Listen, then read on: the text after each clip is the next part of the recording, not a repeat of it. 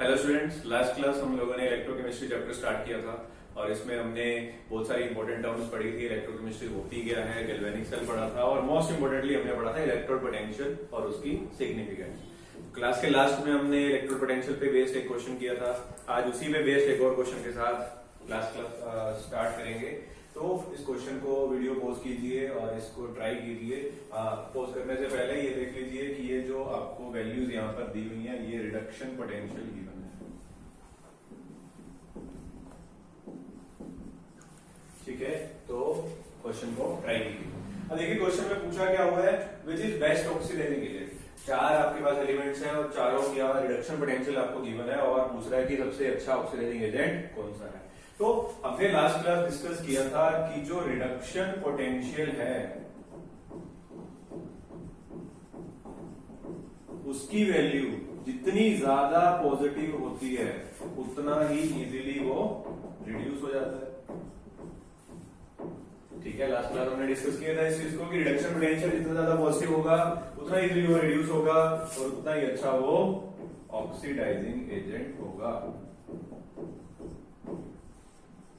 तो इस क्वेश्चन को करना बिल्कुल ही सिंपल है। तो चार आपके पास एलिमेंट्स नजर आ रहे हैं। हमने लास्ट क्लास में पढ़ लिया था रिडक्शन पोटेंशियल ज्यादा पॉजिटिव उतना इजीली रिड्यूस और उतना अच्छा ऑक्सीडाइजिंग एजेंट। तो यहाँ पर जो वैल्यूज हमें नजर आ रही है, यहाँ पर साफ साफ नजर आ रहा है कि जो फ्लोरीन है, फ्लोरीन का रिडक्शन पोटेंशियल सबसे ज्यादा है। तो रिडक्शन पोटेंशियल फ्लोरीन का सबसे ज्यादा है तो उतनी इजीली वो रिड्यूस हो जाएगा और उतना ही अच्छा वो ऑक्सीडाइजिंग एजेंट होगा। तो बिल्कुल एक सेकंड का क्वेश्चन था, बस आपको इसमें इतना ही ऑब्जर्व करना था कि रिडक्शन पोटेंशियल सबसे ज्यादा किसका है। ठीक है, तो नेक्स्ट टॉपिक पे इसके बाद मूव करते हैं हम। नेक्स्ट इसके बाद हम ईएमएफ के बारे में पढ़ेंगे कि ईएमएफ क्या होती है और क्या उस चीज का यूज है इस चैप्टर में। बहुत ही इंपॉर्टेंट कंसेप्ट है, ध्यान से समझिएगा इसको।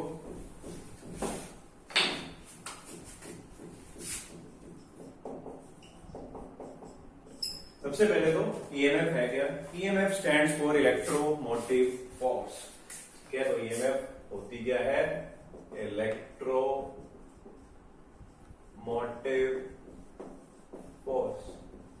फुल फॉर्म तो इसकी है इलेक्ट्रोमोटिव फोर्स। अब बात करते हैं कि ये होती क्या है। तो इलेक्ट्रोमोटिव फोर्स या ईएमएफ जिसे हम कहते हैं क्या चीज है। तो देखिए इसको एक सिंपल से एग्जांपल से समझते हैं। आपने सभी ने सेल देखे हैं जो आपके घरों में रिमोट के अंदर सेल डलते हैं या एसी के रिमोट में सेल डलते हैं। उसके ऊपर जब भी आप उसको मार्केट से लेकर के आते हो, आपने कभी ऑब्जर्व किया उसके ऊपर एक वोल्टेज लिखी हुई होती है, 12 वोल्ट, 6 वोल्ट, 8 वोल्ट, इस तरीके से एक वोल्टेज लिखी हुई होती है और वही वोल्टेज ही उस सेल की ईएमएफ होती है। ठीक है, या अगर केमिस्ट्री की लैंग्वेज में इसको आप समझें कि ईएमएफ क्या है, तो एक सेल मैक्सिमम कितनी वोल्टेज सप्लाई कर सकता है वो उसकी ईएमएफ होती है। तो जैसे कि अगर मैंने वो सेल वाला एग्जांपल लिया है, मार्केट से आप सेल लेकर के आए, उसके ऊपर 12 वोल्ट लिखा है, तो उसका मतलब क्या है कि वो मैक्सिमम 12 वोल्ट सप्लाई करेगा और उसके बाद वो खत्म हो जाएगा, उसके बाद आपको नया सेल लेकर के आना पड़ेगा। ठीक है, तो वो जो मैक्सिमम वोल्टेज होती है एक सेल जो सप्लाई करता है वही उसकी ईएमएफ होती है। तो इसको डिफाइन करेंगे, इलेक्ट्रोमोटिव फोर्स क्या है, the maximum voltage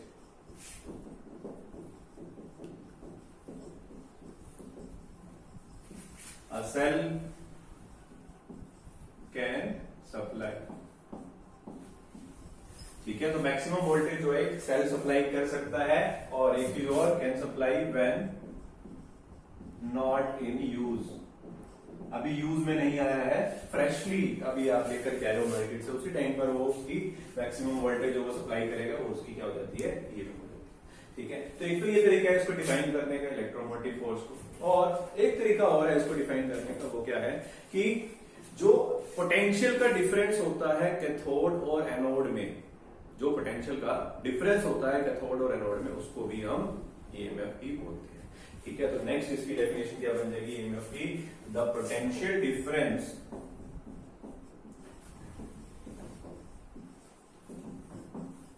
between cathode and anode when the cell is not in use। तो सेल जब यूज में नहीं है उस टाइम जो कैथोड और एनोड के बीच में पोटेंशियल का डिफरेंस होगा उसी को हम क्या बोलेंगे, ईएमएफ बोलेंगे। तो दोनों ही तरीके से आप इस चीज को समझ सकते हैं। और इसके बाद जो इलेक्ट्रोमोटिव फोर्स है या ईएमएफ है, इसको हम रिप्रेजेंट कैसे करते हैं? रिप्रेजेंट करने के लिए क्या करते हैं, हम एक ई लिखते हैं और इसके पैर में हम सेल लिखते हैं। ई सेल मीन्स ईएमएफ, ठीक है। और एक और चीज, अगर आप इस ई के ऊपर एक नोट लगा देते हो और फिर सेल लिखते हो, ये होती है जी स्टैंडर्ड ईएमएफ।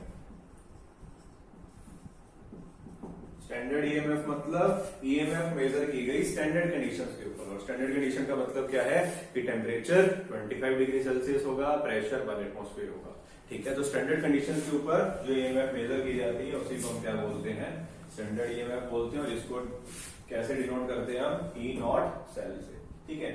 अब इसके बाद ये जो ईएमएफ है इसको हमने कैलकुलेट कैसे करना है, तो कैलकुलेशन इसकी कैसे होगी, जैसा कि अभी हमने डेफिनेशन में पढ़ा, the potential difference between cathode and anode. Cathode और एनोड में जो पोटेंशियल का डिफरेंस है वही हमारा क्या है, ई नॉट सेल है। तो इसी डेफिनेशन से ही इसका हम मैथमेटिकल एक्सप्रेशन बनाएंगे।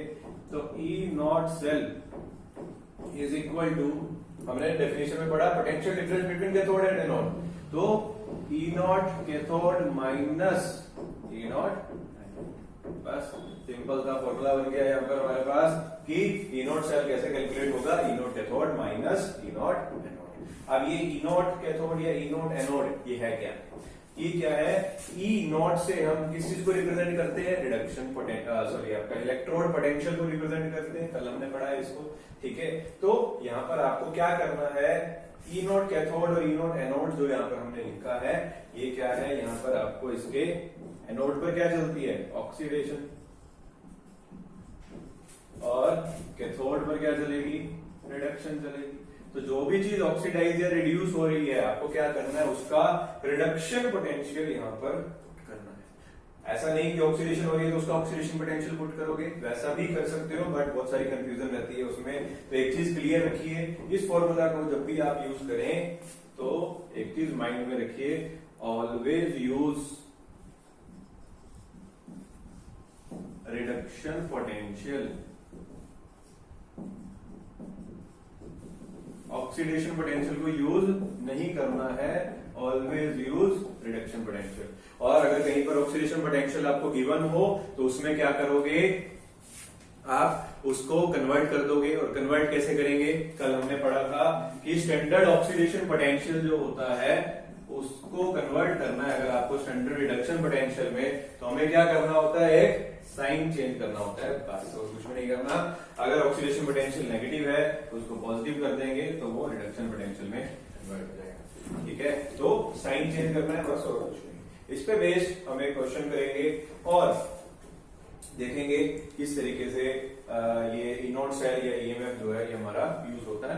बट क्वेश्चन करने से पहले एक इसका रिलेशन देख लेना बहुत इंपॉर्टेंट है कि ई नॉट सेल जो ईएमएफ है इसका स्पॉन्टेनिटी के साथ क्या रिलेशन है, ठीक है। तो स्पॉन्टेनिटी के साथ इसका जो रिलेशन है पहले हम उसको डिराइव करेंगे, फिर इसके ऊपर क्वेश्चन प्रैक्टिस करेंगे, ठीक है।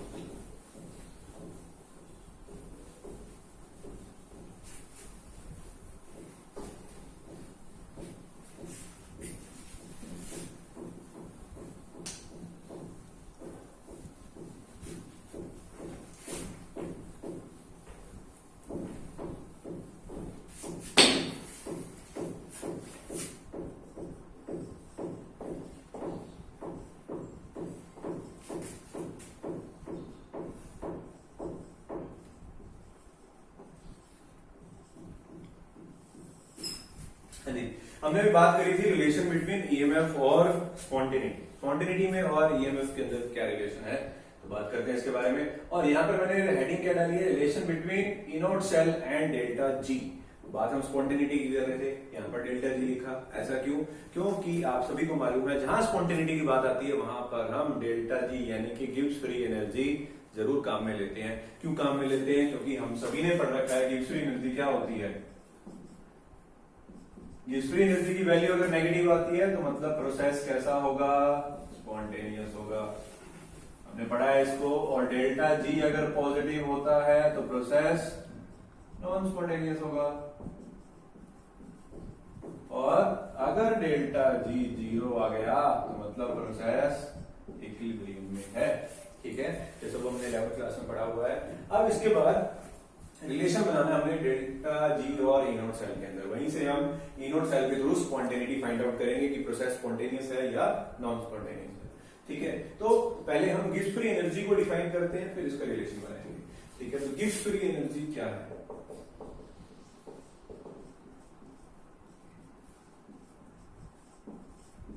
देखिए गिब्स फ्री एनर्जी क्या होती है, अगर इसकी डेफिनेशन पर जाएं, डेफिनेशन से ज्यादा ये चीज यूज होती है गिब्स फ्री एनर्जी के लिए, बट स्टिल डेफिनेशन का भी पता होना जरूरी है। तो गिब्स फ्री एनर्जी क्या है? ये वो एनर्जी है जिसकी वैल्यू डिक्रीज होने पर हमें यूजफुल वर्क डन मिलता है। क्या बात बोले कि ये वो एनर्जी है जिसकी डिक्रीज होने पर हमें यूजफुल वर्क डन मिलता है। तो डिफाइन करेंगे इसको, डेफिनेशन लिखेंगे गिब्स फ्री एनर्जी की। तो क्या डेफिनेशन हुई? The decrease in whose value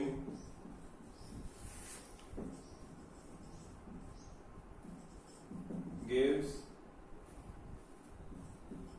useful work done। ठीक है जी, तो गिब्स फ्री एनर्जी को कैसे डिफाइन करा हमने? The decrease in whose value gives useful work done, या सिंपली हम इसको लिख सकते हैं minus of delta G is equal to useful work done.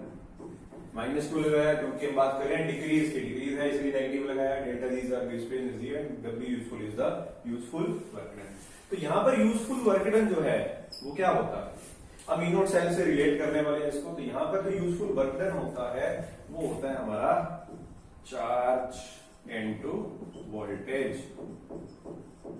ठीक है जी, यूजफुल वर्क डन हम कैसे निकालते हैं? चार्ज और वोल्टेज का प्रोडक्ट करके। और जो चार्ज है यहाँ पर, चार्ज जो होता है किसी भी सेल में अगर हमें कैलकुलेट करना है, वो चार्ज कैसे निकालते हैं हम? N इंटू एफ करके। और ई नॉट सेल जो होता है, जो वोल्टेज है, वोल्टेज क्या होती है हमारी यहाँ पर? ई नॉट सेल, क्योंकि हमने अभी पढ़ा है मैक्सिमम वोल्टेज जो सप्लाई होती है किसी भी सेल में उसको हम ई नॉट सेल बोलते हैं। अब बात ये है कि ये जो यहाँ पर लिखा हमने N और F, ये क्या चीज है? देखो N जो है यहाँ पर, N होता है हमारा N फैक्टर, और F जो है, F होता है हमारा फैराडेज कांस्टेंट। तो इनके बारे में बात करें कि क्या होता है N फैक्टर और फैराडेज कांस्टेंट। तो N फैक्टर या फैराडेज कांस्टेंट, ये दोनों क्या चीज है? फैराडेज कांस्टेंट के बारे में पहले बात करते हैं। तो फैराडेज कांस्टेंट क्या होता है? एक मोल ऑफ इलेक्ट्रॉन्स, एक मोल ऑफ इलेक्ट्रॉन जितना चार्ज कैरी करते हैं वो होता है 1 फैराडे। क्या बोला हमने? Charge carried by 1 mole of electron, charge carried by 1 mole of electrons is equal to 1 Faraday. ठीक है जी, और 1 मोल का मतलब क्या है? 1 mole means Avogadro number of electrons, यानी कि 6.022 into 10 raise to the power 23 electrons. यानी कि इतने इलेक्ट्रॉन्स जितना चार्ज कैरी करेंगे वो क्या होता है हमारा? 1 फैराडे। और 1 Faraday is equal to 96,500 coulombs. ये आपका न्यूमेरिकल में यूज हो सकती है वैल्यू, तो याद रखिएगा 1 फैराडे इज इक्वल टू 96,500। तो ये तो बात होगी फैराडेज कांस्टेंट की। दूसरी बात करते हैं इस एन फैक्टर की। एन फैक्टर क्या होता है? देखो एन फैक्टर क्या है? किसी भी एक पर्टिकुलर रिएक्शन के लिए हम एन फैक्टर को डिटरमिन करते हैं। जैसे कि मान लो कोई आपके पास मेटल है, इसने क्या किया? 2 इलेक्ट्रॉन लूज कर दिए और M2 पॉजिटिव में कन्वर्ट हो गया। तो इस रिएक्शन के दौरान इस मेटल ने क्या किया? 2 इलेक्ट्रॉन लूज करे हैं, तो इसका एन फैक्टर हो गया 2। मतलब एन फैक्टर कैसे निकालोगे? किसी भी रिएक्शन के अंदर जितने इलेक्ट्रॉन का एक्सचेंज हो रहा है, एक्सचेंज का मतलब कि कितने गेन हो रहे हैं या कितने लूज हो रहे हैं, वही उस रिएक्शन का क्या होता है? N factor. ठीक है जी, तो एन फैक्टर क्या हुआ? कितने इलेक्ट्रॉन का गेन या लूज हुआ, वही उसका एन फैक्टर है। तो यहाँ पर हमने बात कर ली, जो रिलेशन बनाया यहाँ पर हमने डेल्टा जी का ईएमएफ के साथ, वो क्या बन गया? Minus NF E not cell. यहाँ पर माइनस था, इसको उस साइड ले गए हैं, बस और कुछ नहीं। ठीक है जी, तो ये तो रिलेशन बना गिब्स फ्री एनर्जी का और हमारी ईएमएफ का। अब इसके बाद जो हमने स्पॉन्टेनिटी की बात करी थी, स्पॉन्टेनिटी से इसको कैसे रिलेट करेंगे? हमने एक चीज पढ़ी कि डेल्टा जी अगर नेगेटिव है तो प्रोसेस स्पॉन्टेनियस। अब यहां पर देखिए, अगर ई नोट सेल की मैं बात करूं, अगर ई नोट सेल पॉजिटिव हुआ, अगर ई नोट सेल यहां पर पॉजिटिव है तो ये ओवरऑल क्या रहेगा? प्लस माइनस माइनस हो जाएगा, तो ओवरऑल नेगेटिव रहेगा, यानी कि डेल्टा जी नेगेटिव होगी। तो ई नोट सेल अगर पॉजिटिव है तो डेल्टा जी नेगेटिव आता है, मतलब प्रोसेस स्पॉन्टेनियस होगा जब जब ई नोट सेल पॉजिटिव होगा। और दूसरी चीज, अगर ई नोट सेल यहां पर नेगेटिव हो गया तो नेगेटिव नेगेटिव क्या हो जाएगा? प्लस, और डेल्टा जी अगर पॉजिटिव हो गई तो प्रोसेस नॉन स्पॉन्टेनियस हो जाएगा। तो ई नोट सेल से कैसे हम रिलेट करते हैं स्पॉन्टेनिटी को, कि अगर ई नोट सेल पॉजिटिव है तो प्रोसेस स्पॉन्टेनियस होगा, और अगर नेगेटिव है तो नॉन स्पॉन्टेनियस, और अगर जीरो होगा तो वही सेम इक्विलिब्रियम में होगा हमारा प्रोसेस। ठीक है जी, तो क्लियर हो गया ई नोट सेल से कैसे हम रिलेट करते हैं स्पॉन्टेनिटी को और हमारी गिव्स फ्री एनर्जी को। बहुत बहुत बहुत इंपॉर्टेंट रिलेशन है ये वाला। इससे पहले जो हमने ई नोट सेल का एक मैथमेटिकल एक्सप्रेशन लिखा था, ई के थर्ड माइनस ई नोट वाला, वो भी, और इसका स्पॉन्टेनिटी से रिलेशन, वेरी वेरी इंपॉर्टेंट। इस पे बेस्ड हम कुछ क्वेश्चंस प्रैक्टिस करेंगे अब। तो देखते हैं इसके बाद क्वेश्चन को।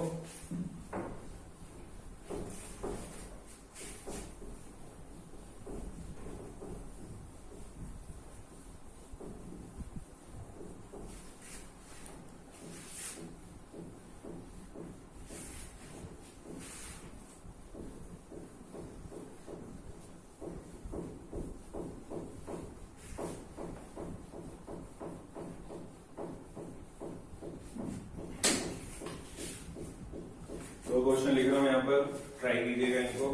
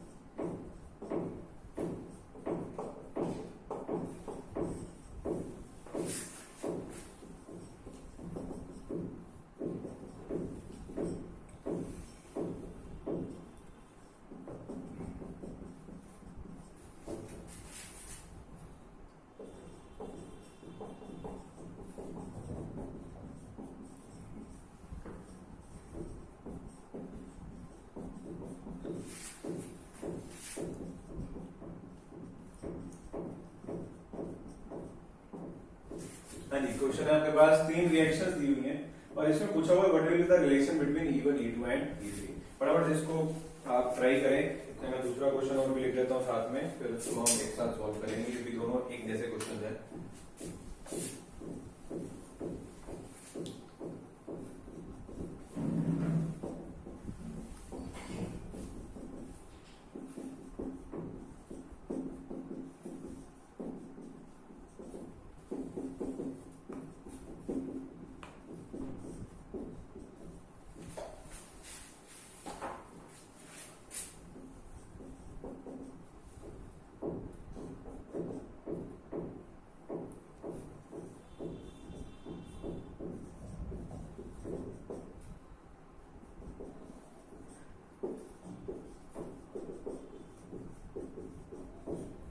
इसमें भी आपको सेम ही बताना है।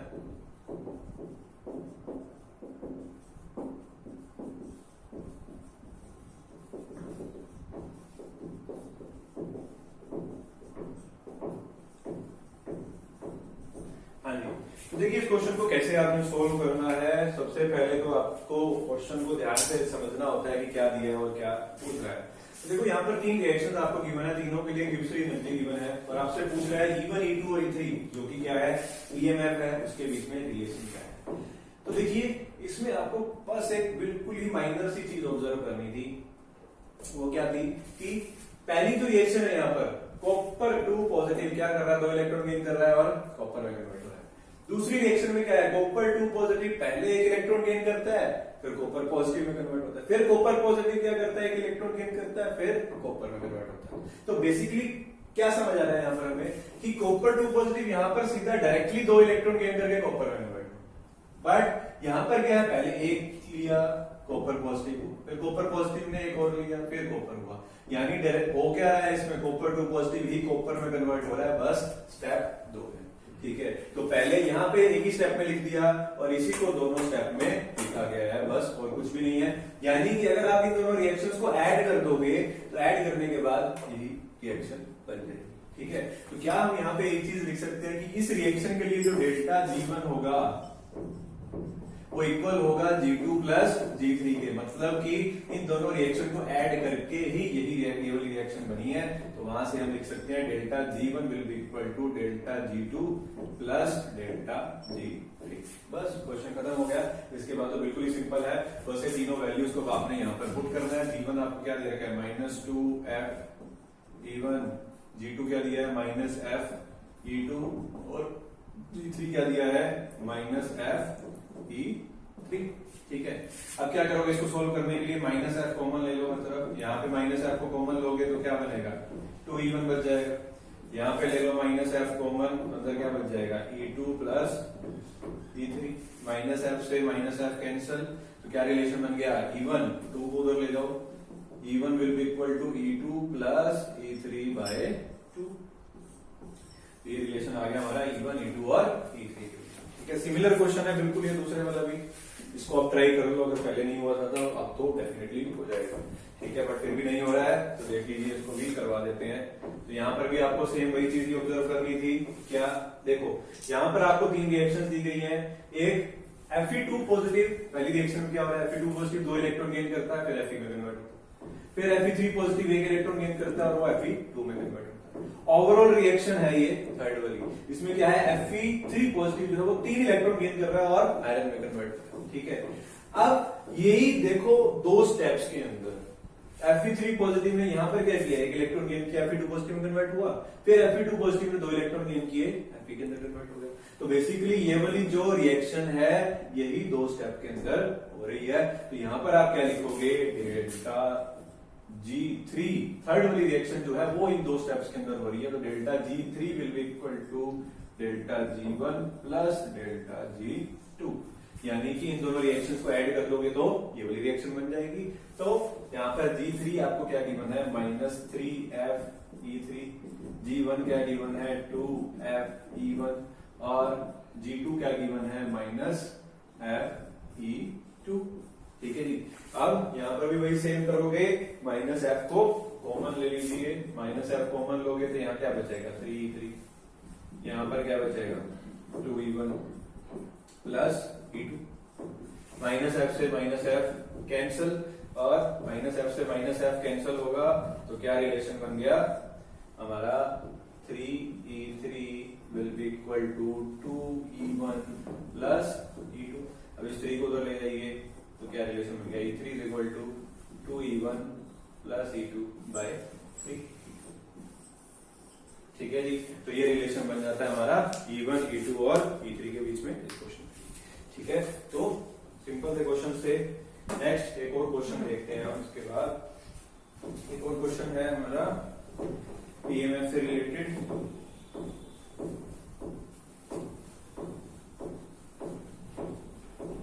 जिसमें जो अभी हमने बात करी थी स्पॉन्टेनिटी के बारे में, जो हमने EMF का मैथमेटिकल एक्सप्रेशन देखा था, वो सारी चीजें एक ही क्वेश्चन के अंदर यूज हो जाएंगी। तो इस क्वेश्चन को बड़ा दिमाग में जोर डाल के कोशिश कीजिएगा सोल्व करने की। देखिए क्या क्वेश्चन है, क्वेश्चन है जी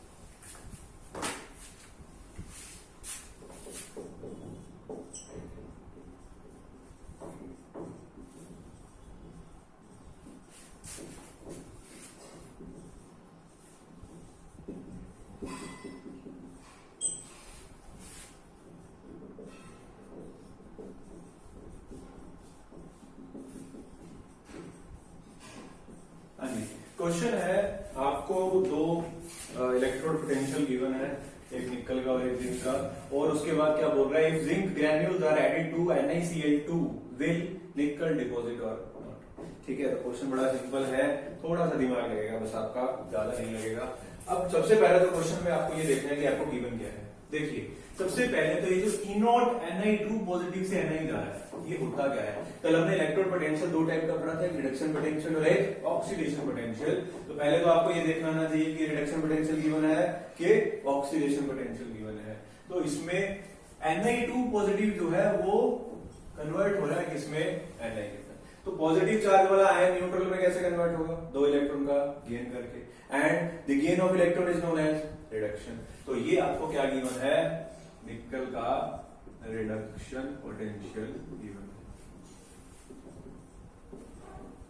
ठीक है जी। और अगर इसकी बात करें तो ये जिंक यहाँ पर न्यूट्रल है, न्यूट्रल से पॉजिटिव चार्ज कोई भी एलिमेंट या कोई भी एटम कैसे अटेन करेगा, दो इलेक्ट्रॉन यहाँ पर लूज करके, and the loss of electron is oxidation, that mean this is oxidation potential. ठीक है, अब बात करते हैं क्वेश्चन की। क्वेश्चन में बोला if zinc granules are added to NiCl2 will nickel deposit or not. बोल रहा है कि जिंक को हमने ऐड किया है NiCl2, जिंक को ऐड किया है NiCl2 में, और आपसे पूछ रहा है कि निकल डिपॉजिट होगा या नहीं होगा। डिपॉजिट होने का मतलब क्या है कि जिंक यहाँ पर निकल को डिस्प्लेस करेगा या नहीं। अगर डिस्प्लेस कर देगा तो क्या बनाएगा, जिंक क्लोराइड और निकल अलग हो जाएगा। ठीक है, तो कहने का मतलब ये है कि वो ये पूछ रहा है कि ये रिएक्शन क्या होगी या नहीं होगी। तो आपको बेसिकली करना क्या है, इस रिएक्शन के लिए E0 सेल कैलकुलेट करना है। अगर आपका E0 सेल पॉजिटिव आया तो मतलब रिएक्शन हो जाएगी, स्पॉन्टेनियस है, और अगर ये नेगेटिव आता है तो मतलब रिएक्शन नहीं होगी, नॉन स्पॉन्टेनियस है। ठीक है, तो यही आपको कैलकुलेट करना है। वो कैलकुलेट कैसे किया जाता है उसके बारे में बात करेंगे। तो हमने एक चीज पढ़ी है, E0 सेल को कैलकुलेट कैसे करते हैं हम, तो मैथमेटिकल एक्सप्रेशन पढ़ा हमने, E0 cathode minus E0 anode होती है। ठीक है, अब कैथोड एनोड का क्या चक्कर है यहाँ पर, देखो यहाँ पर इस रिएक्शन में अगर आप देखोगे तो यहाँ पे जिंक का ऑक्सीडेशन नंबर क्या है, 0। यहाँ जिंक का ऑक्सीडेशन नंबर क्या है, +2। निकल का यहाँ पर ऑक्सीडेशन नंबर क्या है, +2, और यहाँ पर क्या है, 0। ठीक है, अब देखो यहाँ पर हो क्या रहा है, जिंक कन्वर्ट हो रहा है जिंक 2 पॉजिटिव में, और निकल 2 पॉजिटिव से कन्वर्ट हो रहा है निकल 0। तो इसको अगर मैं क्लोरीन को हटा करके लिखता हूं तो zinc plus Ni2 positive is converted into Zn2 positive plus निकल। ठीक है जी। अब देखो जिंक जो है, जिंक जा रहा है 2 पॉजिटिव, तो 2 पॉजिटिव चार्ज कैसे आएगा, 2 इलेक्ट्रॉन लूज करके। तो जिंक यहाँ पर 2 इलेक्ट्रॉन लूज कर रहा है, 2 इलेक्ट्रॉन लूज कर रहा है मतलब उसकी क्या हो रही है, ऑक्सीडेशन। ऑक्सीडेशन का मतलब ही होता है ना लॉस ऑफ इलेक्ट्रॉन। और निकल 2 पॉजिटिव यहाँ पे निकल 2 पॉजिटिव से जा रहा है निकल में, यानी कि 2 इलेक्ट्रॉन गेन करेगा, and the gain of electron is reduction. तो यहाँ पर निकल की हो रही है रिडक्शन और जिंक की हो रही है ऑक्सीडेशन। ठीक है, तो ऑक्सीडेशन जो होती है, ऑक्सीडेशन हमेशा कहां पर होती है, एनोड पर होती है, हमने पढ़ा है पहले। ठीक है जी। और रिडक्शन जो होती है वो हमेशा कहां पर होती है, कैथोड पर होती है। ठीक है, तो यही आपको यहाँ पर लिखना है। E0 कैथोड जो यहाँ पर लिखा, E0 कैथोड का मतलब क्या है कि कैथोड में क्या चल रहा है, रिडक्शन चल रहा है। रिडक्शन जिसका चल रहा है उसका रिडक्शन पोटेंशियल यहाँ पर लिखना है बस। ठीक है, कैथोड पर जो है कौन रिएक्ट कर रहा है, निकल, और निकल का जो रिडक्शन पोटेंशियल है क्वेश्चन में गिवन है हमें -0.2 minus of E0 anode. Anode पर क्या चल रहा है जी, एनोड पर ऑक्सीडेशन हो रही है जिंक की, तो जिंक का रिडक्शन पोटेंशियल यहाँ पर लिखेंगे, बट जिंक का हमें ऑक्सीडेशन पोटेंशियल गिवन है। ऑक्सीडेशन पोटेंशियल को हमें कन्वर्ट करना होगा, कन्वर्ट कैसे करते हैं, उसका साइन चेंज करके। ठीक है, तो ये तो इसका ऑक्सीडेशन पोटेंशियल है +0.76, और इसका जो रिडक्शन पोटेंशियल होगा वो क्या हो जाएगा, -0.76। ठीक है, तो यहाँ पर पुट कर देंगे -0.76, तो माइनस माइनस प्लस हो जाएगा, और इसको सोल्व करोगे तो आपका आंसर आ जाएगा +0.521। ठीक है, तो हमने देखा कि यहाँ पर E0 सेल जो है वो पॉजिटिव आ रहा है, और हमने एक चीज डिस्कस करी थी पहले कि E0 सेल अगर पॉजिटिव आता है तो मतलब प्रोसेस इज स्पॉन्टेनियस। स्पॉन्टेनियस है मतलब कि हो जाएगा। तो प्रोसेस हो रहा है, तो इस क्वेश्चन का आंसर है yes, nickel will deposit on addition of zinc granules. ठीक है, तो जिंक ग्रेन्यूल्स डाल देंगे तो निकल डिपॉजिट हो जाएगा, प्रोसेस इज स्पॉन्टेनियस। तो इस क्वेश्चन में सारी की सारी चीजें यूज होगी। एक इनोड सेल का जो रिलेशन था स्पॉन्टेनिटी के साथ वो भी यूज हो गया, दूसरा ये कैलकुलेट कैसे किया जाता है वो भी यूज हो गया, और तीसरा ऑक्सीडेशन रिडक्शन पोटेंशियल को आप किस तरीके से रीड करते हैं और किस तरीके से डीलिंग करते हैं वो भी आ गया। तो बड़ा इंपॉर्टेंट क्वेश्चन है, 2-3 कंसेप्ट इसने एक साथ में कवर किए हैं, तो अच्छे से इसको देख लीजिए। इसके बाद नेक्स्ट टॉपिक की तरफ मूव करते हैं।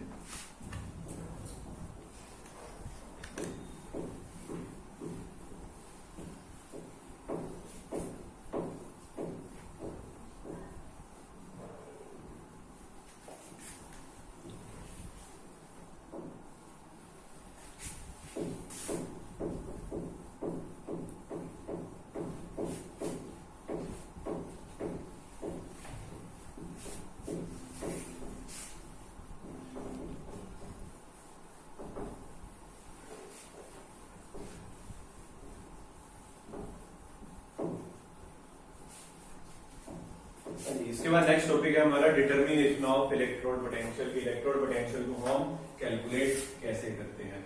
तो डिटर्मिनेशन ऑफ इलेक्ट्रोड पोटेंशियल,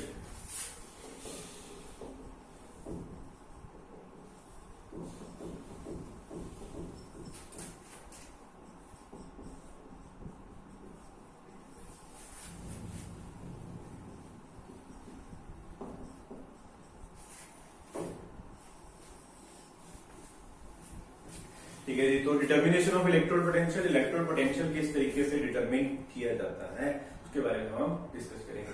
ठीक है जी। तो इसके लिए आपको क्या करना है, पहले एक थोड़ा सा रिवर्स में जाते हैं। हमने गैल्वेनिक सेल पढ़ा था कल। गैल्वेनिक सेल कुछ इस तरीके से हमने रिप्रेजेंट किया था, 2 बीकर बनाए थे हमने वहां पर, और एक तरफ हमने जिंक रोड ली थी, दूसरी तरफ हमने कॉपर रोड ली थी और इसको वायर के थ्रू कनेक्ट किया था, और यहाँ पर हमने एक सॉल्ट ब्रिज बनाया था।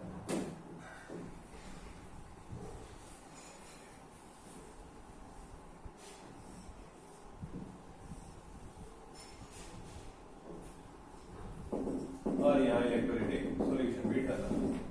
ठीक है, तो इसके अंदर ये हमने एनोड बनाई थी, ये पॉजिटिव कैथोड बनाई थी, ये कॉपर। ठीक है, तो कल हमने जो ये गैल्वेनिक सेल पढ़ा था, गैल्वेनिक सेल के अंदर अगर इसका हमें इलेक्ट्रोड पोटेंशियल निकालना हो, मान लो जिंक का इलेक्ट्रोड पोटेंशियल निकालना है, इलेक्ट्रोड पोटेंशियल निकालोगे कैसे आएगा, वो कॉपर के साथ ऑलरेडी कनेक्टेड है। तो जिंक और कॉपर अगर दोनों कनेक्ट होंगे तो दोनों की रीडिंग आएगी, यहाँ पर किसी एक की तो आएगी नहीं। ठीक है, तो इलेक्ट्रोड पोटेंशियल अगर सिर्फ अकेले जिंक का निकालना है तो हमें यहाँ से कॉपर को हटाना पड़ेगा, और अगर इस कॉपर को हटा देंगे तो आधे सर्किट की कैसे इलेक्ट्रोड पोटेंशियल हम कैलकुलेट करेंगे, तो वो भी पॉसिबल नहीं है। तो इसके लिए हम क्या करते हैं, इसके लिए हम एक रेफरेंस लेंगे। कोई भी चीज हमें नहीं कैलकुलेट करनी होती है, उसके लिए हम एक रेफरेंस लेते हैं। रेफरेंस जो हम यहाँ पर लेंगे इलेक्ट्रोड पोटेंशियल को निकालने के लिए, वो हम लेते हैं SHE। शी मतलब स्टैंडर्ड हाइड्रोजन इलेक्ट्रोड।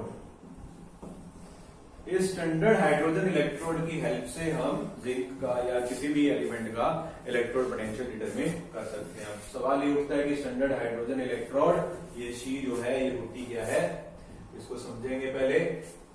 तो स्टैंडर्ड हाइड्रोजन इलेक्ट्रोड, पहले इसका सेटअप देख लेते हैं किस तरीके से ये होती है, कैसे बनी हुई होती है, कैसा इसका स्ट्रक्चर होता है। कुछ इस तरीके से आपको नजर आएगी स्टैंडर्ड हाइड्रोजन इलेक्ट्रोड।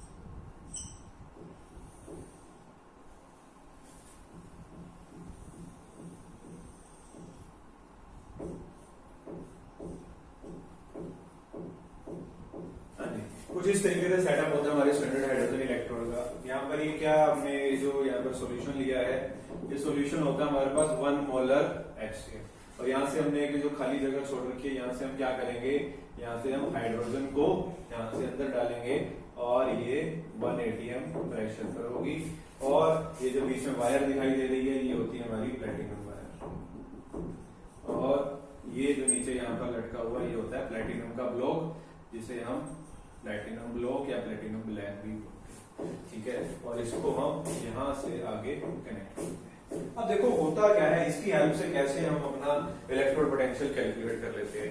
देखो जो स्टैंडर्ड हाइड्रोजन इलेक्ट्रोड है, इसका जो इलेक्ट्रोड पोटेंशियल है, इसका electrode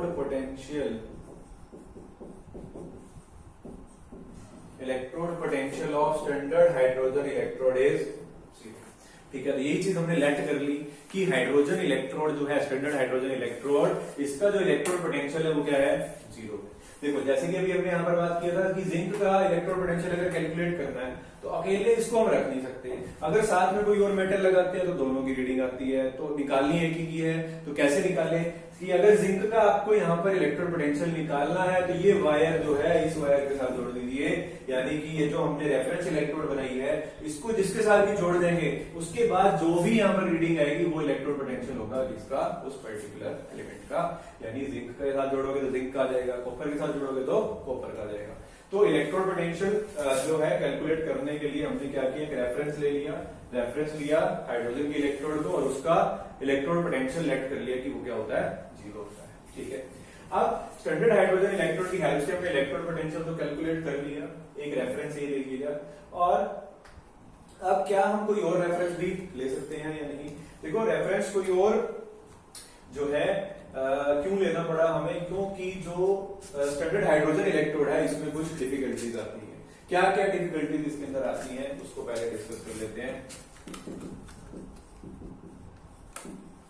difficulties in standard hydrogen electrode. देखो दो डिफिकल्टीज आती हैं बेसिकली इसमें। पहली डिफिकल्टी तो ये है कि भाई जो यहाँ पर हमने सॉल्यूशन लिया 1 मोलर HCl, तो 1 मोलर HCl की जो कंसंट्रेशन है इसको 1 मोलर मेंटेन रखना बड़ा डिफिकल्ट, ठीक है। इसको मेंटेन नहीं रख पाते, ये फ्लक्चुएट करती रहती है, जिस वजह से हमें जो है हमारे रिजल्ट जो हम चाहते हैं वो थोड़े नहीं मिल पाते, थोड़ी सी डिफिकल्टी आती है इसमें।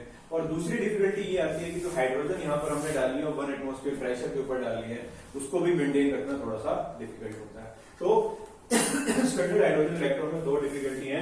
पहली क्या, to maintain the 1 molar concentration of HCl, और दूसरी डिफिकल्टी जो है to maintain the pressure of hydrogen, ठीक है। हाइड्रोजन गैस का प्रेशर मेंटेन रखना और जो हमारा यहाँ पर हमने सॉल्यूशन लिया है उसकी कॉन्सेंट्रेशन को मेंटेन रखना थोड़ा सा डिफिकल्ट है। इस वजह से हमने एक और इलेक्ट्रोड जो एक और रेफरेंस है उसको भी हम ले सकते हैं, उसके बारे में बात करेंगे।